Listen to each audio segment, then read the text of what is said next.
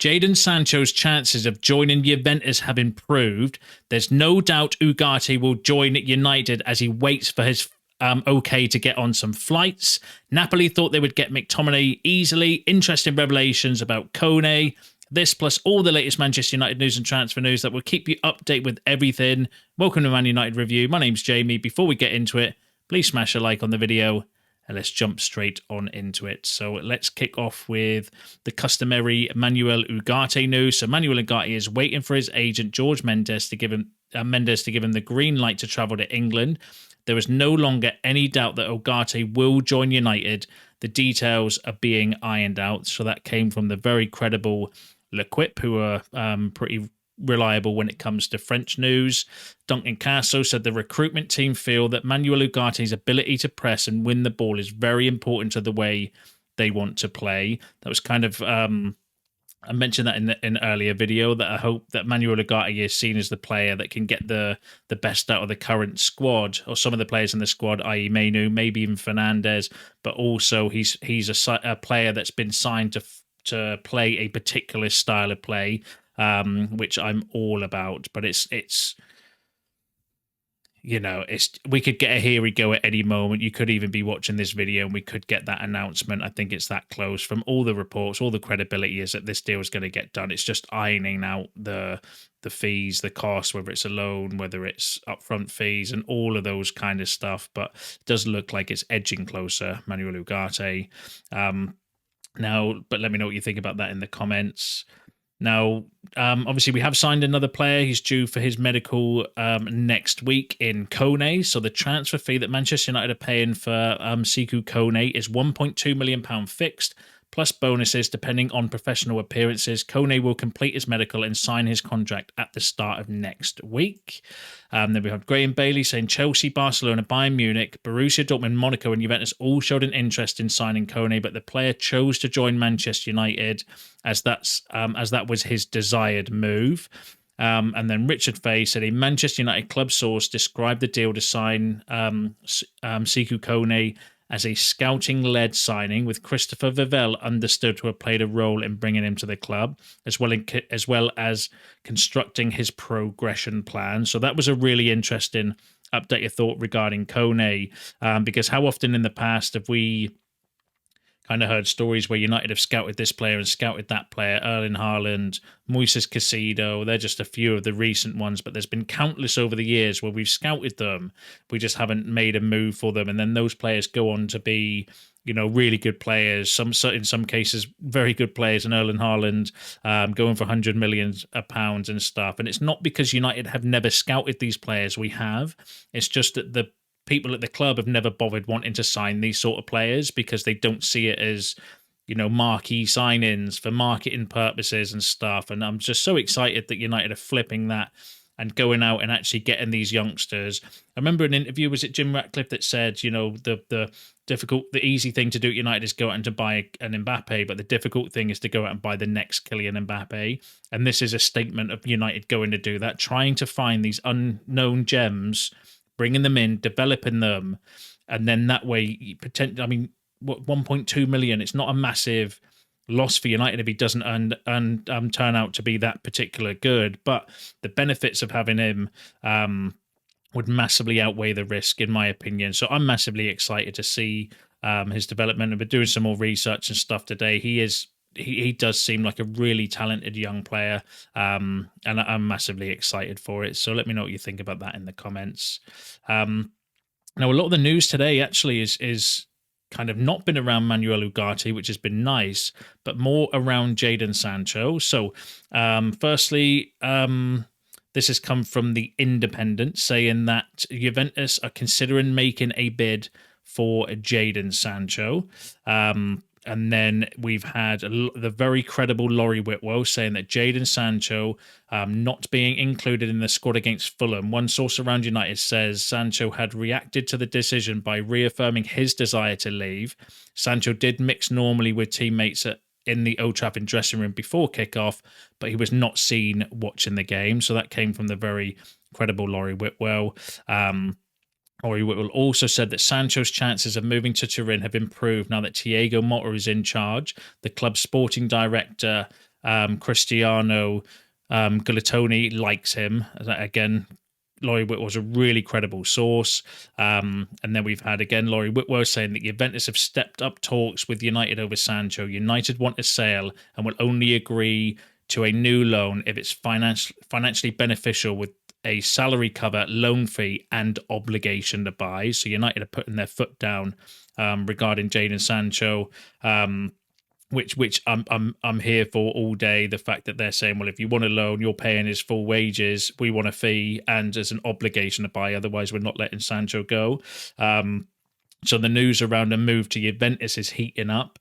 Obviously, Chiesa is seen as one of the reasons for that, but Juventus want to move on Chiesa to make space in their squad. He's got really credible interest from Barcelona and Inter Milan.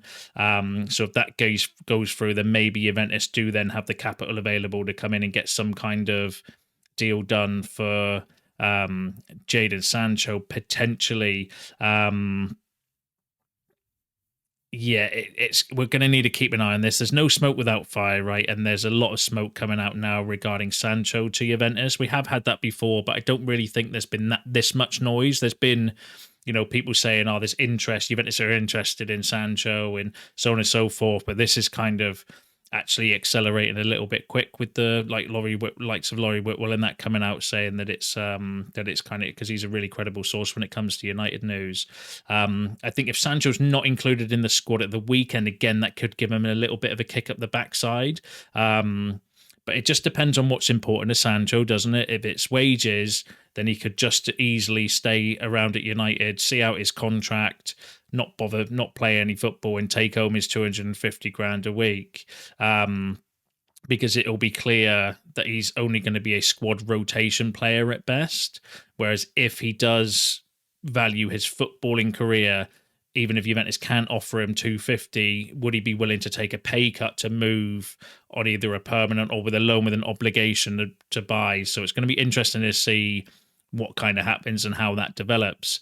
Let me know what you think about Sancho in the comments. Do you think he's going to be likely to stay? Do you think there is credibility in the Juventus leagues? I think there's credibility in it, but whether Juventus have got the funds available to pay Sancho his wages and whether Sancho's prepared to take a pay cut to move to Juventus permanently, we'll have to wait and see. That's my opinion, but you let me know yours in the comments. And then there's been another update actually regarding Sancho, saying that's the wrong slide. Again, from the Athletic, saying that Juventus want to sign 2 wingers between now and the end of the window. Jadon Sancho and Nico Gonzalez are one of the names on the list. So again, that came from the very credible Athletic. So again, no smoke without fire. Looks like it's heating up regarding Sancho potentially going to Juventus. Now let's move on to other news. So Manchester United. So Anthony Robinson is also on Manchester United's radar for the left back position in case the opportunity presents itself. Now that came from Gimme Sport. Now Gimme Sport are they've got good journalists and not so good journalists working for them, or credible and not so credible, I should say. This came, unfortunately, from their not so credible outlets or journalists. I mean, is he a player you would take at United? Let me know in the comments. I think he's underrated. I think he's a good player. I don't know if he fits the profile, though, that Ineos are looking for, because he's 27. He's got great stats. I thought he played well against us the other day, and the couple of times I have seen Fulham played against us, he has been a standout performer in the team. So I do think he is a really talented player, and definitely one I wouldn't be against United signing. I just don't know if it's the kind of profile that Ineos want. We're told that we want more young, up-and-coming potential players to develop of a younger age profile. Someone like Kirkes, for example, from Bournemouth. But I would definitely take him. He's a good player.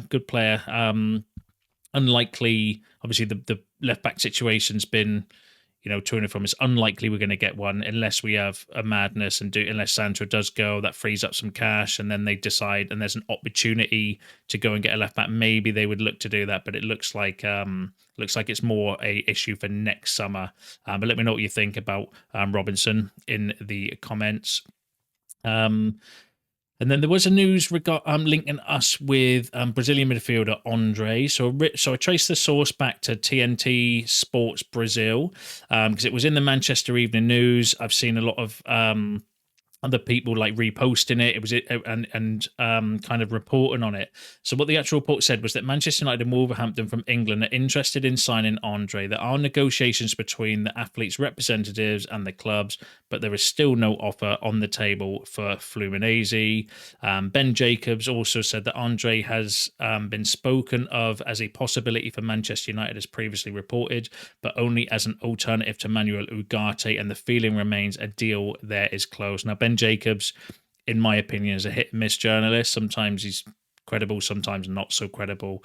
That's my personal opinion. That feels to me like pure agent talk or speculation, linking us with Andre to maybe try and force Wolves or other Premier League clubs to make an offer or increase their offer for him. It's obviously one that we'll keep an eye on, and that's just my personal opinion. You can share yours in the comments below, but when I hear, we've not really been heavily linked with him, not by anybody, credible like David Ornstein or Romano or Laurie Whitwell. Do you know what I mean? These sort of journalists are the more credible ones when it comes to United news. He is a name that we've been kind of tentatively linked with a few times by a lot of like transfer gossip outlets.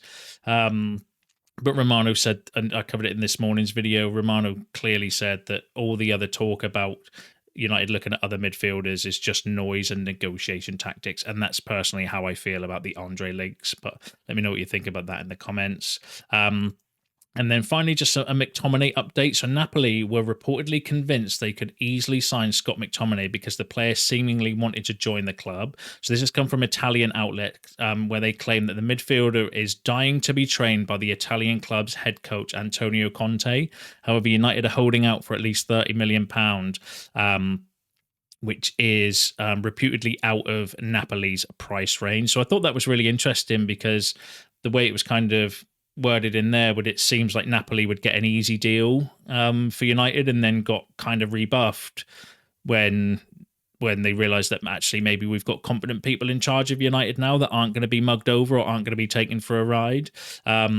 So it's still, the rumours are still there with Scott McTominay and Napoli. The issue is the price. United want 25 to 30 million pounds. Napoli don't have those funds available, so it's definitely still one that could potentially happen as we get into the final kind of week of the transfer window. But I don't think United are particularly bothered about selling him or not. I think if they get the good offer, they might accept it, and if Scott wants to go, they'll accept it and do the deal. If Scott wants to stay, or we don't get that kind of go-to number, I think they're happy to keep Scott McTominay. That's what the situation is with him. Peter Hall, who's a decent source, not the most credible though, claiming that Napoli are pushing to secure the signing of Scott McTominay, and Manchester United are expected to accept offers above £25 million, which is kind of briefly what I just said there as well. So I'm just going to double check to make sure there has been no breaking news while I'm recording this video, because there has been a tendency of me uploading a video and then something kind of breaks. Will Fish has been confirmed to Cardiff. That's just come out at the time of recording this video. Transfer details, 1 million up to 3 million. Buyback clause, 30% resale. So all the clauses with Will Fish up to £3 million. Obviously with performances and add-ons and bonuses. But apart from that, that is you all up to date with the latest Manchester United news and transfer news. Drop your thoughts in the comments below. I enjoy reading them. Don't forget to smash a like on the video on your way out. Subscribe to the channel if you are new. And I will see you in the next one.